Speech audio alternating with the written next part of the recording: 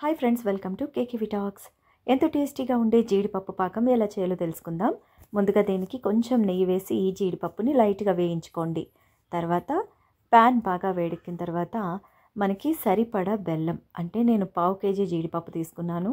ఇక్కడ దీనికి 150 గ్రాములు బెల్లం, కొంచెం పంచదార, అంటే 1 టేబుల్ స్పూన్ పంచదార కలిపి కొంచెం వాటర్ వేసి పాకం పడుతున్నాను అనమాట. ఈ పాకం మనకి అరిసెల పాకం ఎలా ఉంటుందో, అంటే ఉండ పాకం అనమాట.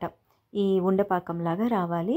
కాబట్టి కొంచెం సేపు దగ్గరుండి కలుపుతూ మనం పాకం రెడీ చేసుకోవాలి. ఈ పాకాన్ని ప్లేట్లో వాటర్ వేసి దానిలో వేసినప్పుడు ఏంటంటే ఒక ముద్దలాగా ఉండాలన్నమాట. ఆ విధంగా పాకం రెడీ చేసుకోవాలి. తర్వాత స్టవ్ ఆఫ్ చేసేయండి.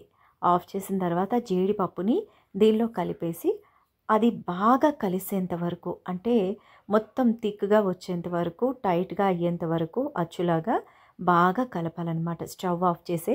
సో ఇలాగా కలిపిన తర్వాత ఒక ప్లేట్లో మనం ఆయిల్ రాయాలి, అంటే నెయ్యి కానీ ఆయిల్ కానీ ఏదన్నా రాసి ఈ ప్లేట్లో ట్రాన్స్ఫర్ చేసుకొని ఆరిన తర్వాత మనం కట్ చేసుకోవచ్చు జీడిపప్పు పాకం.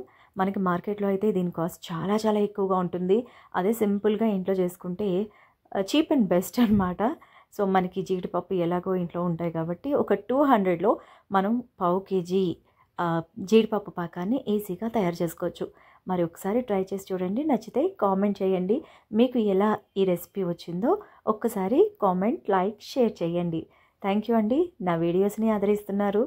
Thank you very much.